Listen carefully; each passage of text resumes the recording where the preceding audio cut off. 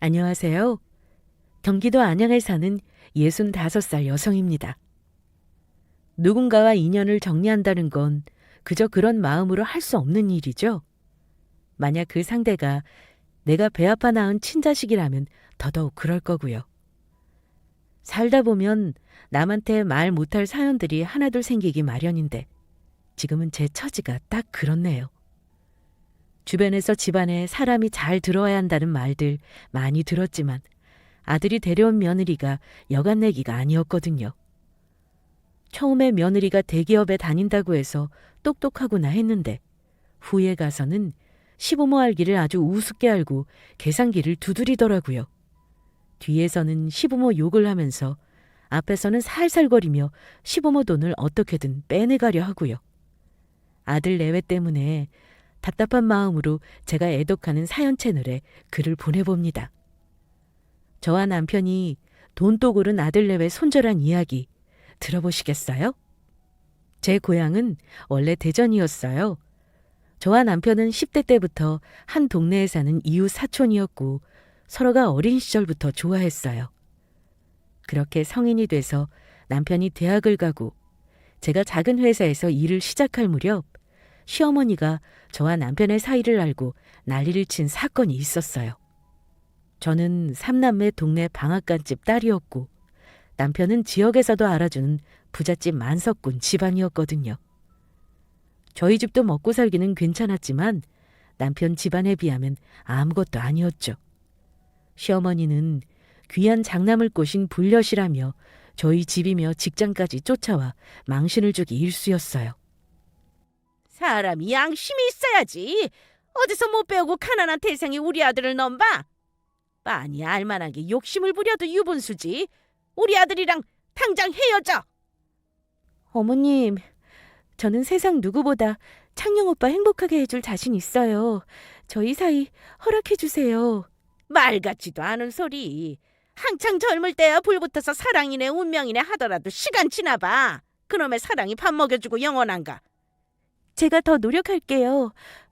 어머님, 아버님, 아가씨 다 잘 모시고 받들면서 살게요. 네가 정녕 너희 친정 풍비박성 나는 꼴을 보고 싶나 보구나. 당장 내 아들한테서 안 떨어져? 우리 아들은 대대로 반듯한 집안이랑 결혼하기로 이미 약조했으니 넌 볼 생각 꿈에도 하지 마.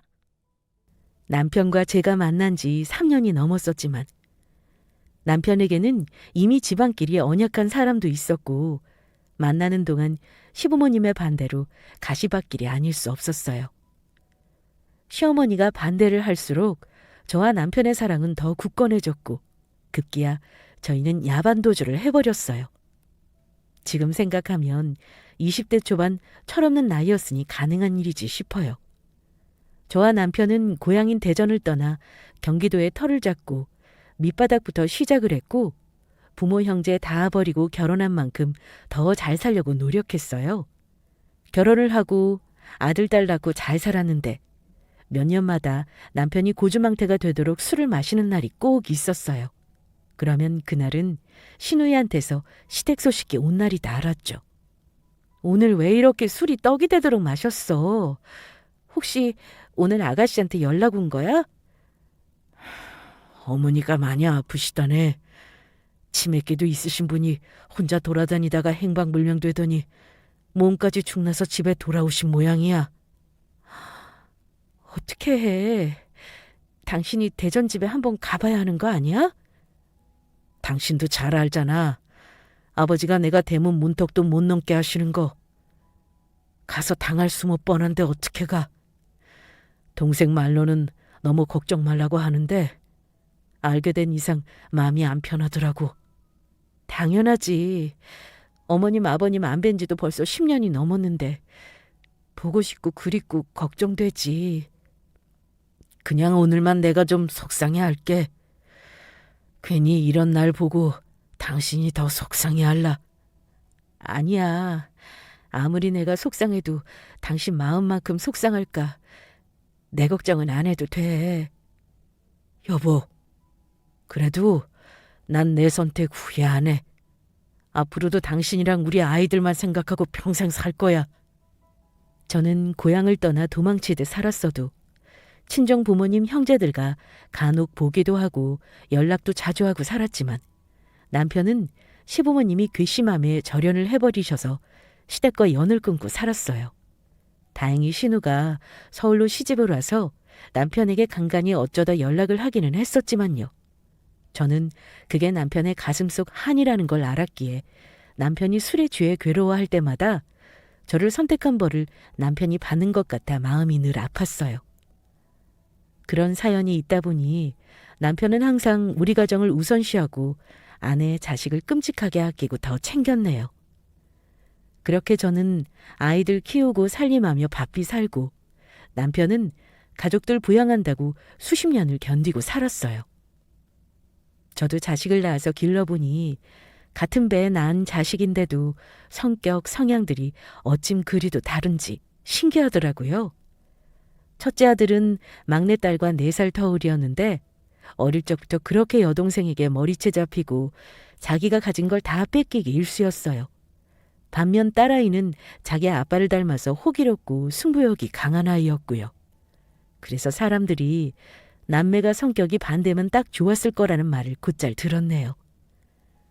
저와 남편은 아들, 딸 성별 구별해서 차별하거나 역할을 강요하거나 하면서 키우지는 않았고 그저 몸과 마음이 건강하고 태어난 대로 잘 커나가길 바랄 뿐이었죠. 그렇게 자식들은 성인이 되고 커나가면서 자기 그릇대로 살아가더라고요. 저와 남편도 공부머리가 좋은 편이 아니어서 아이들도 공부에는 큰 뜻이 없었고 자기 적성대로 사회생활을 일찍 했어요. 첫째 아들은 안양에 있는 중소기업에 입사를 했고 막내딸은 요리학교를 나와 서울에 있는 유명 이탈리아 레스토랑에서 요리사로 일했어요. 특히 아들은 의존성이 큰 성격 탓인지 장가를 가기 전까지 저희 부부와 본가에서 살았었죠. 저희 부부가 특별히 자식들에게 뭘 하라고 잔소리를 하는 스타일도 아니었고 자기 인생 자기가 책임져야 한다는 모토 하에 교육을 했었다 보니 30대가 되도록 둘 다 연애나 결혼에 대해 일절 얘기가 없더라고요. 그러던 어느 날 딸아이가 레스토랑 휴무라면서 안양 본가에 와서는 자기 오빠 얘기를 대뜸 하는 게 아니겠어요? 엄마, 곧 아들 장가 보내게 생겼수? 저번 주에 오빠가 우리 레스토랑에 여자친구 데리고 왔더라고. 뭐? 민석이가 여자를?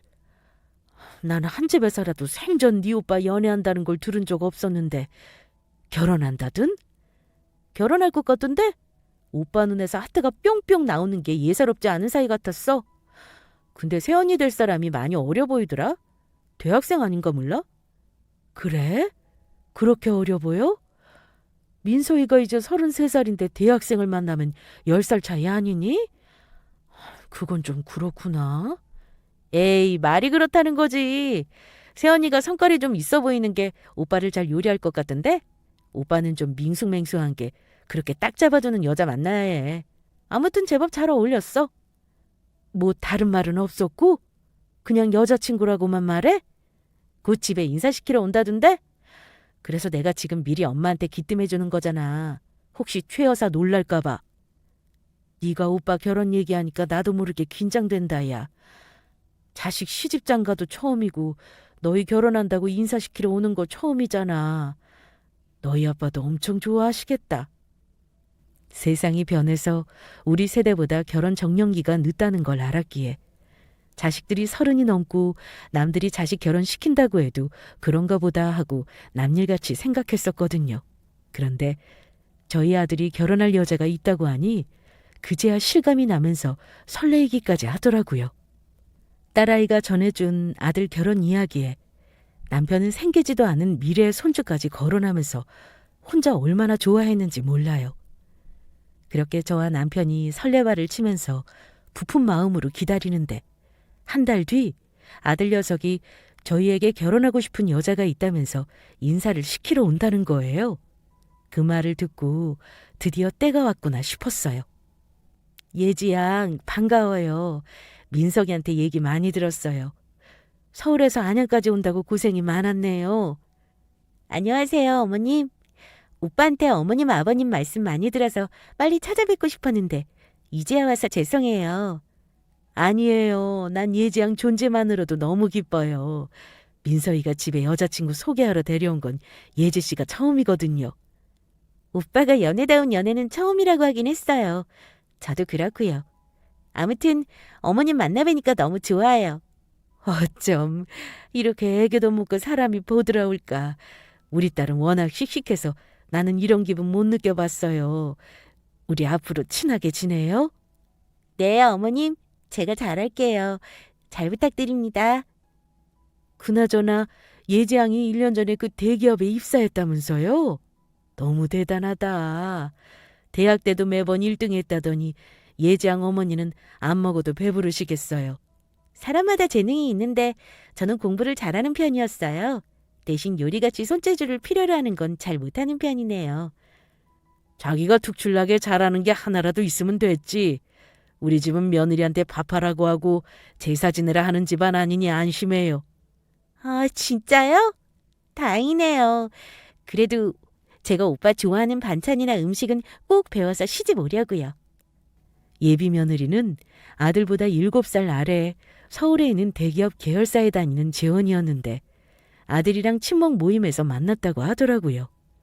대학도 누구나 알만한 명문대를 나왔다고 하는데 눈빛도 또랑또랑하고 아주 야무져 보이는 아가씨였어요. 7살 위의 아들 녀석도 예비 며느리 앞에서는 꼼짝도 못하고 색시말에 껌뻑 주는 신유까지 할 기세더라고요. 첫인사를 온 김에 이것저것 물어봤더니 아들은 처가에는 일찌감치 인사도 드리고 왕래를 자주 하는 모양이더라고요. 며느리 친정은 서울이라는데 변두리에서 작은 식당을 한다고 하고 형제가 아래로 고등학생, 대학생 남동생만 둘이 있다고 하더라고요. 들어보니 며느리가 돈을 벌어서 동생들 학비를 대는 모양이었고요. 저와 남편도 자수성가에 결혼해서 자리를 잡았었기에 며느리가 친정 식구들 건사하고 챙긴다는 말에 더 좋게 보이더라고요. 아들 녀석이 워낙 순하고 세상 물정 모르는 것도 있었고 생활력이 있는 여자를 아내로 만나면 좋겠다고 생각하고 있었기에 저와 남편은 예비 며느리가 마음에 쏙 들었어요. 양가 부모들이 결혼을 반기고 당사자들이 합이 맞다 보니 아들의 결혼은 일사천리로 진행됐어요. 그렇게 양가 상견례를 하기로 한 날 사돈댁 식구들과 처음 만남을 하게 됐고요. 어린 남동생과 사부인, 저희 가족들만 조촐하게 서울에 있는 한정식 집에서 만남을 가졌는데 얘기를 나누다 보니 며느리 집안 형편이 생각보다 많이 힘들더라고요. 저희 남편이 5년 전에 사고로 먼저 가고 나서 제 딸이 집안 가장 노릇을 했어요. 지금도 여전히 식구들 챙긴다고 저렇게 열심히 사네요.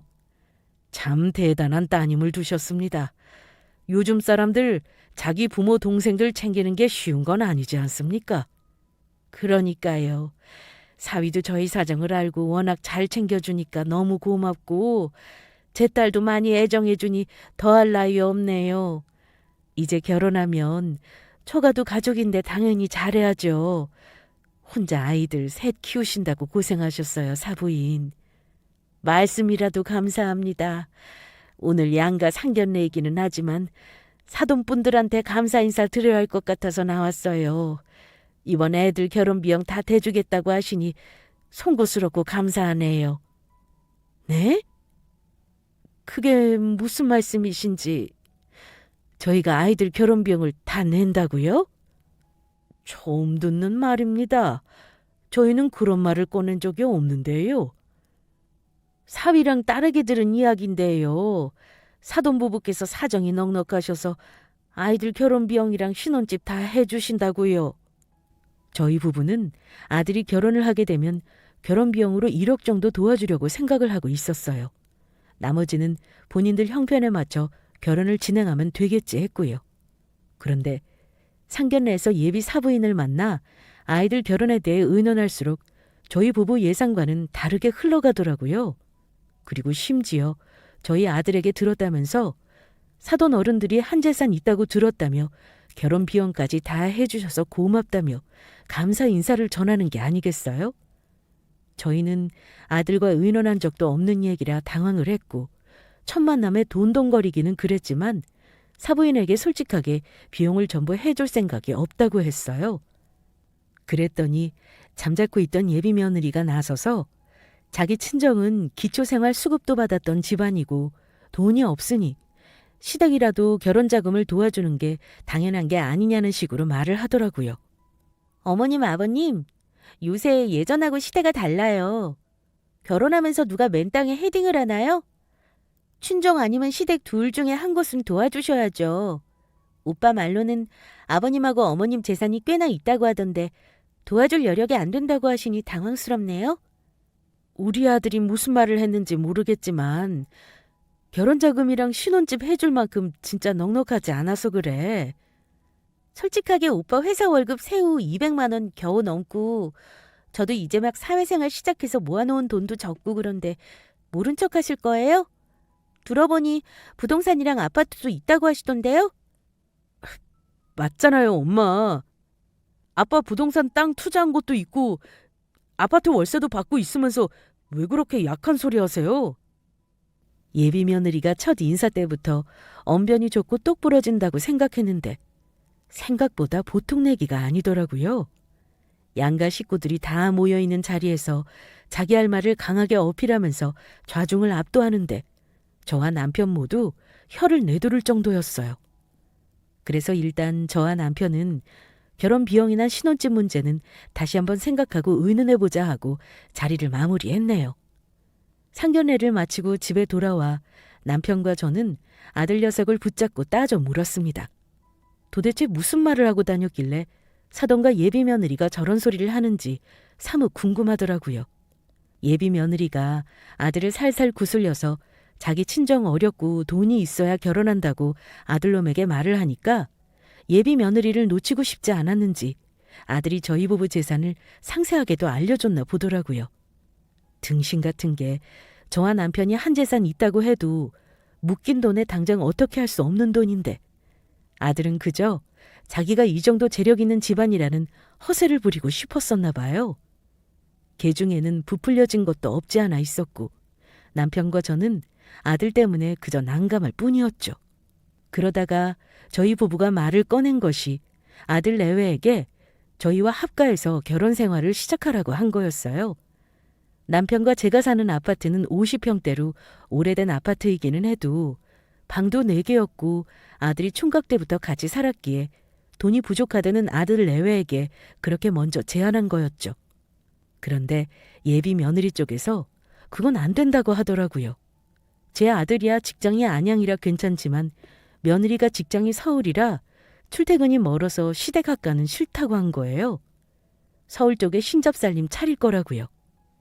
저희 남편이 중견기업에서 30년 넘게 근무하면서 부동산 투자도 잘했고 돈이 제법 있는 편이긴 했지만 서울에 집 한 채가 애 이름도 아니고 그걸 서슴없이 요구하는 며느리가 참 당돌하다 못해 어이가 없더라고요. 자기 친정은 살림 형편 어렵다고 뭐 하나 해올 게 없다면서 시댁에는 당연한 듯 요구하다니요.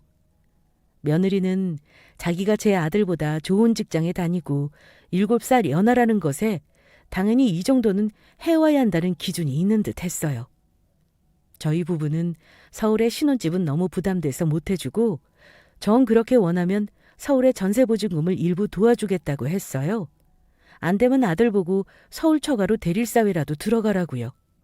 저희가 강경하게 나오자 예비 며느리가 이 결혼 못한다가 된 거죠.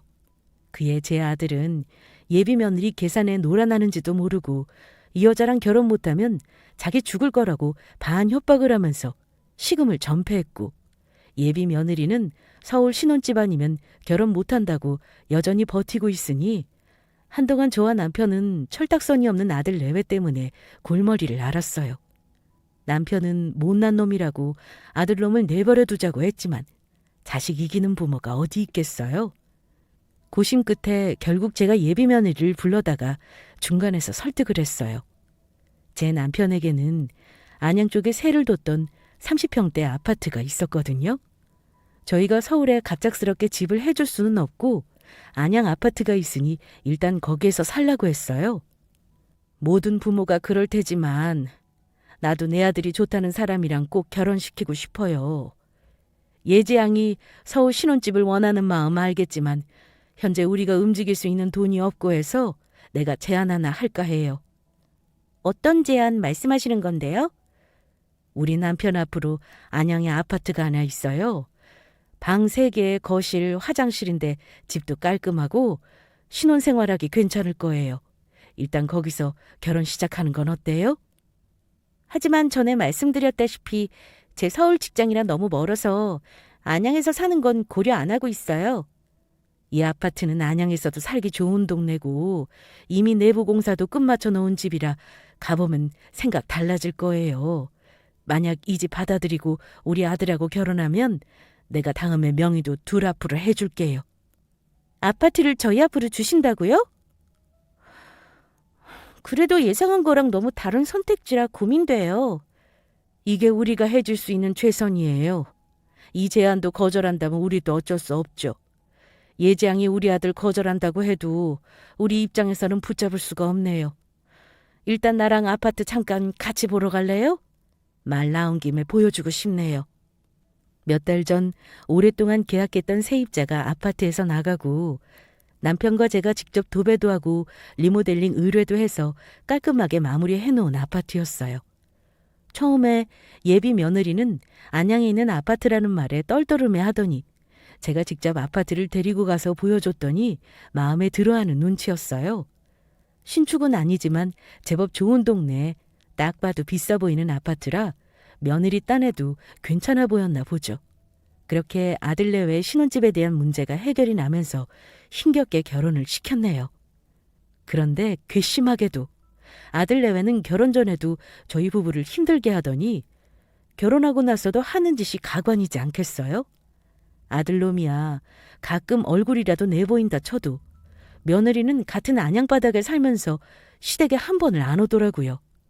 저희 집이랑 아들네에 해준 아파트가 20분 정도 거리밖에 안 되는데 며느리는 서울 직장일이 바쁘다는 핑계로 집안 행사 때마다 문자만 몇 개 보내놓고 오질 않더라고요. 새언니 진짜 무개념 아니야? 아무리 그래도 결혼하고 시아버지 환갑인데 안 와본다고? 색시가 바빠서 그래. 서울에서 안양까지 출퇴근하는 것도 버거운데 대기업이다 보니 업무량이 살인적인가 봐. 오늘도 천안에 출장을 가서 못 온 거지. 웃기고 있네. 오빠가 그렇게 멍청하게 구니까 시댁 가기를 우습게 하는 거야. 그렇게 바쁘면 미리 와서 양해를 구할 수도 있고 시부모한테 성의를 보여야지. 아버지 생신날 식사 자리에서 싸우지들 말어. 그냥 우리 식구끼리 밥 먹는 자리고 좋은 말만 하자꾸나. 여보, 환갑 축하해요. 앞으로도 지금처럼 건강하고 우리 오래오래 무병장수하고 삽시다. 저희 딸은 며느리가 시집 오기 전부터 돈돈거리는 게 거슬렸는지 자기 새언니를 그렇게 못마땅해 했어요. 그래서 집안 행사나 일이 있어서 모이면 아들과 딸은 늘 며느리 문제로 다투는 게 일이었어요. 남편 환갑 때도 가족들끼리 조촐하게 모여 식사를 하면서 며느리 때문에 큰 소리가 날 뻔해서 제가 중재를 하고 넘어갔지만 남편은 며느리한테 내심 섭섭하고 실망했는지 어느 날은 며느리 안 봤다고 생각하고 산다고 하고 말하더군요. 그러다가 아들 결혼 5년 차에 남편이 40년 가까이 일한 회사에서 퇴직을 하는 일이 있었어요. 그런데 웬일로 그때부터 갑자기 아들 내외가 연락을 자주 하고 집까지 오더라고요. 결혼하고 5년간 바쁘다며 시댁에 코빼기 한번 안 비추던 며느리가 웬일로 먼저 순순히 찾아오고 하나 했더니 알고 보니 며느리가 임신을 한 거였어요. 손주고 나발이고 5년 동안 얼굴도 안 비춘 며느리 뭐가 이쁘다고 당신은 임금님 수란상같이 공들여 떠다 바치고 그래? 당신은 자존심도 없어? 여보, 우리 첫 손주가 생겼다는데 과거가 무슨 상관이야. 그간은 진짜 일한다고 바빴나 보지. 아이가 생겨서 이제 시부모한테 연락도 하고 자주 왕래하겠다는데 받아줍시다. 그래도 나는 탐탁치 않아. 사람이 하루아침에 바뀌어? 뭐가 이쁘다고 지들을 챙겨? 아무튼 당신도 참. 누구보다 손주 기다린 건 당신이잖아. 5년이나 목을 빼고 기다렸으면서 성질 부리지 마. 며느리가 손주 태어나서 안 보여준다고 하면 어쩔 거야? 지금이라도 잘 보여야지. 속도 없는 당신이나 잘하면 되겠네. 나는 이미 마음 떠났어. 으이구, 마음에도 없는 소리. 암튼 애들 앞에서는 그런 소리 꺼내지도 마요. 태교에도 안 좋을라. 남편은 아들 내외가 예전하고 다르게 자주 왕래하고 저희를 챙기는 모습을 보여도 시큰둥하고 못마땅해 했지만 저는 첫 손주가 생긴 것에 너무 기뻐서 지난 일은 아무래도 좋았어요. 그래서 저는 며느리를 알뜰히 챙기면서 며느리가 먹고 싶다는 건 다 만들어다 주고 아들 내외 집에 가서 집안일도 하고 필요하다고 하면 해외 배송까지 시켜서 손주맞이 준비를 도왔네요.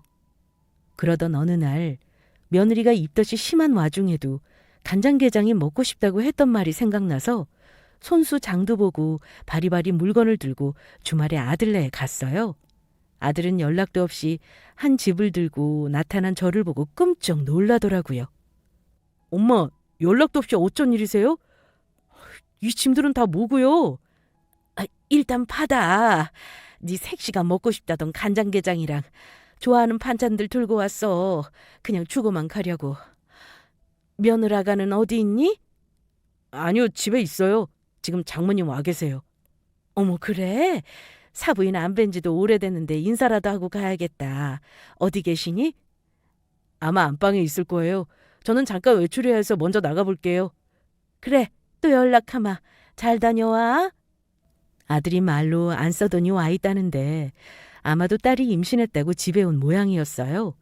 오랜만에 만나는 사부인이라 반갑게 인사하려고 안방으로 갔더니 글쎄 두 모녀가 제가 왔는지도 모르고 이야기에 한창이더라고요.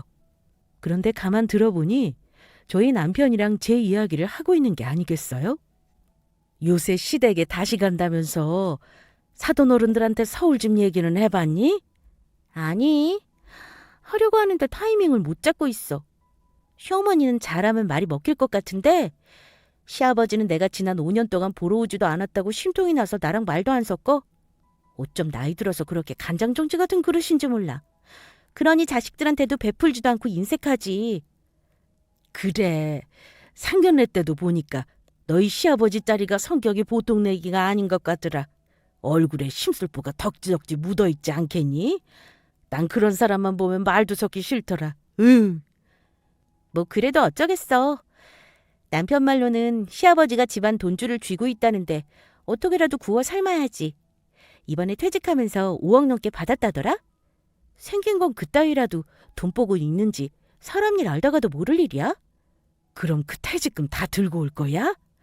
서울에 전세 하나 구하고 남는 돈을 우리 주면 되겠네. 우리 둘째가 어학연수 가는 게 평생 소원이라는데 대학 다닐 때 누나가 힘 좀 써줘. 안 그래도 그럴 참이야. 내가 왜 이 남자랑 결혼을 했는데. 시댁에 돈도 있고 내가 하려는 대로 하는 남자라서 선택한 건데 할 수 있을 때 다 빼먹어야지. 엄마는 굿이나 보고 떡이나 먹어. 우리 딸은 어쩜 이렇게 야물딱지고 머리가 비상할까. 내가 네 덕에 걱정 덜하고 산다. 정서방도 네가 하라는 대로 따른다던? 그럼 우리 남편은 내 얘기면 지옥불도 뛰어들어. 일단 시부모한테 서울에 집 구한다고 5억 땡기고 지금 사는 아파트도 명의 받아내야지. 그리고 남편이 장남인데 그 부동산이랑 다른 재산도 우리가 받아야 하지 않겠어? 시부모도 아무리 욕심이 많다고 해도 죽을 때 그 재산 짊어지고 가진 않잖아. 며느리는 자기 친정엄마에게 시댁이 한 재산 있는 거 빤히 하는데 결혼할 때 이런 구린 지방 아파트 말고 진작에 서울 아파트 하나 해줬으면 되는 거 아니냐며 울분을 토해내고 있더라고요. 그러면서 시부모님들 죽을 때 재산 싸들고 갈 것도 아니고 장남한테 재산 물려줄 거면서 미리 안 주고 저렇게 수전노 짓을 한다며 저와 남편에 대해 뒷담화를 하는 게 아니겠어요?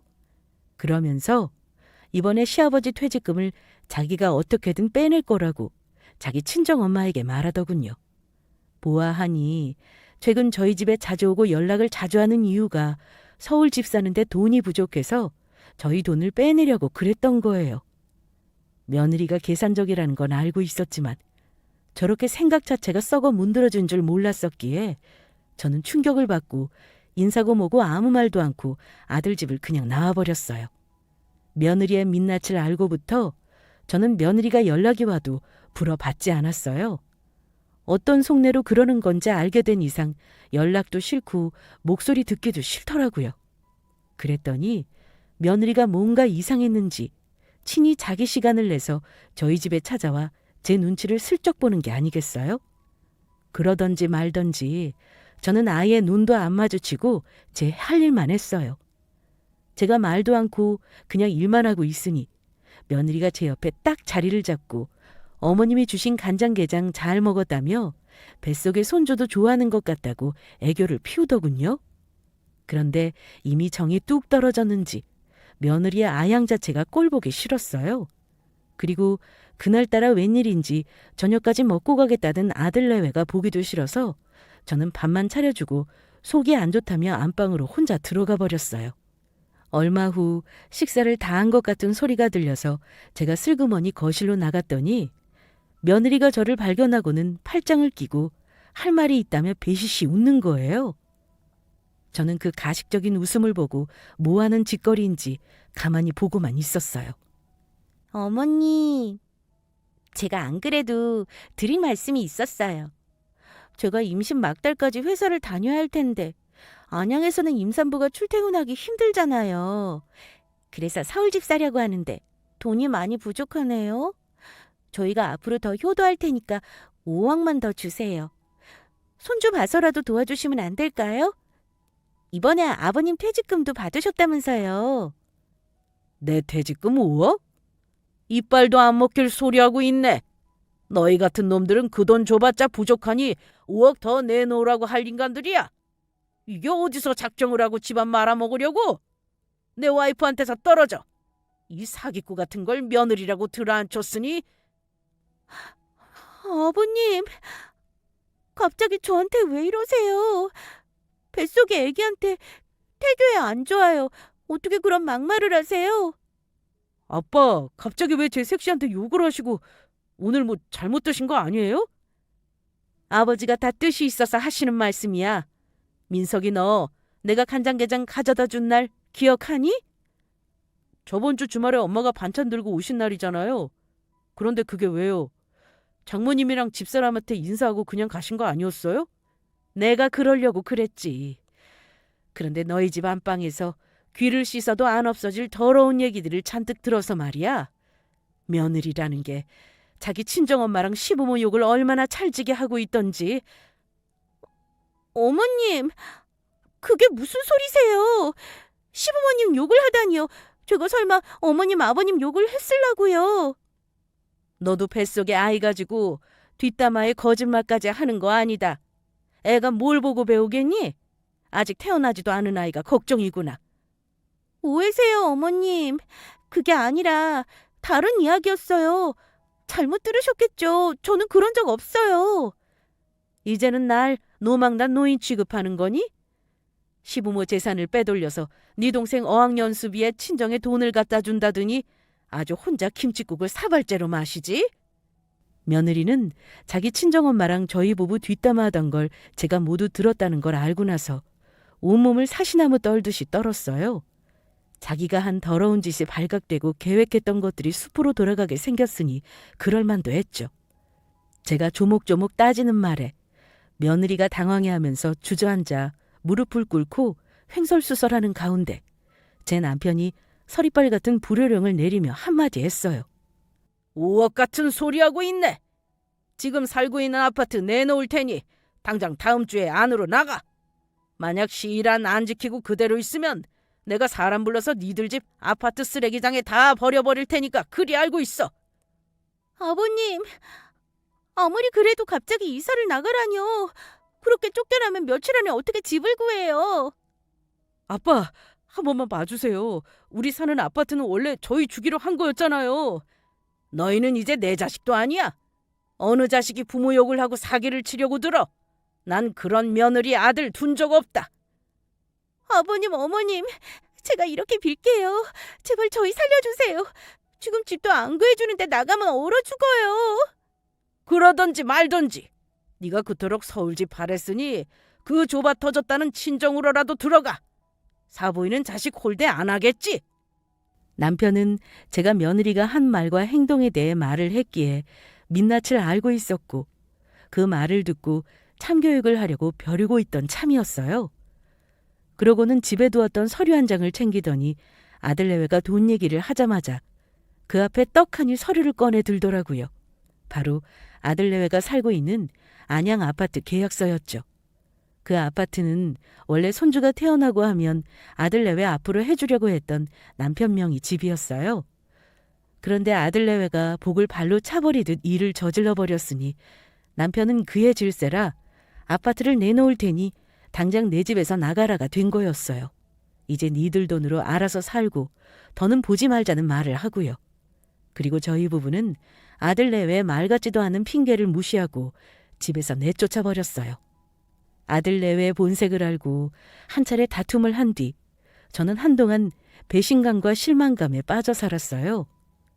제가 어디서부터 어떻게 자식을 잘못 키운 건지, 앞으로 이 문제를 어떻게 해결해야 할지 하루에도 수만 가지 생각이 올라오더군요. 이 세상 모든 부모가 그렇겠지만 그 답을 찾기란 너무 어려웠네요. 그 후 일주일 동안 아들 내외는 몇 번이나 저희 집에 다시 찾아와 남편과 저를 계속 설득했어요. 며느리나 아들 둘 다 울었는지 어땠는지, 말도 못할 몰골을 하고 지겹지도 않은지 울고불고 매달렸어요. 계속 찾아와도 답은 똑같아. 돈 얘기라면 더는 할 말이 없다 하지 않았니? 알고 있어요. 하지만 이번 주 내로 집을 비우라는 건 너무하잖아요. 남이 이사 나갈 때도 이렇게 모질지는 않아요. 그리고 우리만 잘못했어? 엄마 아빠도 잘못한 거 많아. 진작에 우리가 서울 신혼집 해달라고 했을 때 해줬으면 이런 일이 일어나지 않았을 거잖아. 오죽했으면 우리 색시가 그렇게까지 하려고 했을까? 그래, 이게 다 내가 널 잘못 키워서 일어난 일인데 어쩌겠니. 네가 사람 보는 눈도 그게 한계고 부모 마음 눈꽃만큼 못 헤아리는 것도 다 내 잘못이야. 그러니 그런 못난 부모한테 더 바라지 말고 알아서 살아. 아무리 생각해도 이해가 안 가는 게 있어요. 부모는 자식한테 뭐든 더 해주려고 하는 게 정상 아닌가요? 어머님, 아버님 재산이 없는 것도 아니고 그냥 저희한테 해주셨다면서 서로가 이렇게 힘들 일도 없었을 거잖아요. 똑같은 말 되풀이하는 것도 지치는구나. 부모 재산이 너희 것이냐 생각하는 자체가 잘못된 것이라고 몇 번을 말하니. 아버지가 너희 또 온 걸 알면 난리가 날 거니까 이만 돌아가렴. 더는 너희가 찾아와도 보지 않을 거니까 그런 줄 알아. 어머님, 마지막으로 물을게요. 진짜 저희 버리시고 손주 안 보실 거예요? 이게 뭐야? 이것들이 또 와서 진상짓을 하네. 썩 안 꺼져?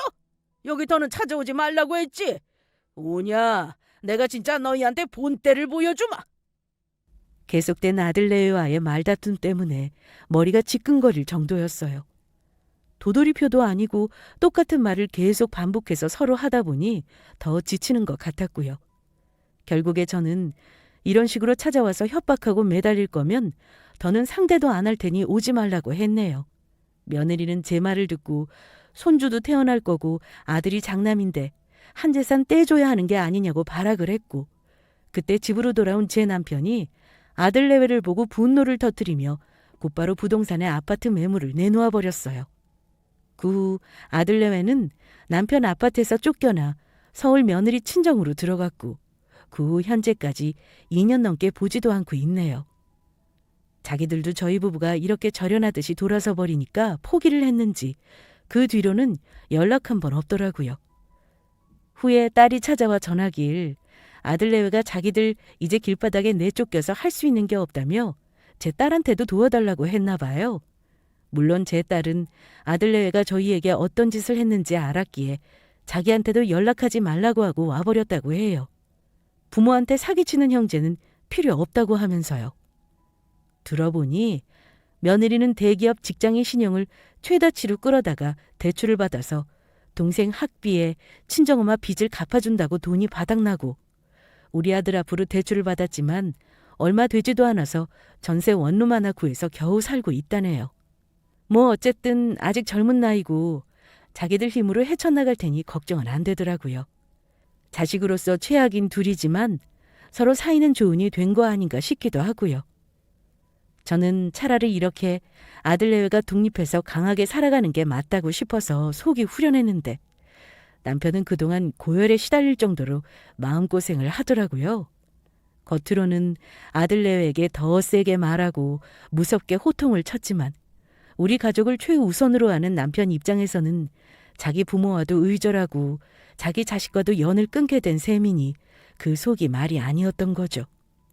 전생에 자신이 무슨 죄가 있어서 부모 자식 모두 연을 끊어야 하나 푸념하는 남편을 보면서 저는 그 어떤 위로도 해줄 수가 없어서 그저 꼭 안아주었어요.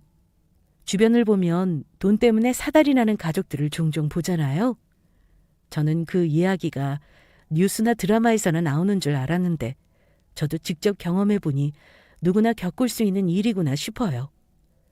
돈이 어떨 때는 사람을 사람 같지 않게 만드는 것 같다는 생각도 들고요. 여러분은 부모가 자식에게 어디까지 해줘야 하는 건가 하는 생각을 한 번쯤은 해보셨는지 모르겠네요. 아무리 생각해도 답이 안 나오는 어려운 문제인 것 같아요. 제 사연을 듣고 있는 여러분들에게 부모와 자식의 관계에 대해 한번 생각해 볼 수 있는 시간이었으면 합니다. 사연 들어주신 모든 분들께 감사함을 전할게요.